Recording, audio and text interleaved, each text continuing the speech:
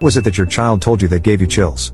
1. When my son was 4, I became pregnant for a second time. I had just discovered a terrible secret about my husband was terrified about bringing another child into the family. I had no real plan on how to resolve my situation, so I hid the pregnancy for 4 months. Very sadly, perhaps due to stress, I miscarried. During the time that I was pregnant, I had many quiet conversations with the baby. Convinced it was a boy, I called him Luke. Fast forward several months, and my son has a new best friend. He met him in the park and they had many of the same interests and even looked alike. The only problem was this friend was an invisible friend, named Luke, who, according to my son, just wants to be his brother. Gives me chills just remembering it. 2. The day my daughter told me she'd been abused by a family friend. She was 10. I grabbed her and hugged her as tight as I could and we both just sat and cried for a few minutes. I told her how much I loved her and how brave she was for telling me, and I would make sure that would never happen again, ever, as long as I was alive. She wiped her eyes, told me she loved me too, and went out to play in the backyard. I immediately called the police, and within 45 days the bastard was in jail.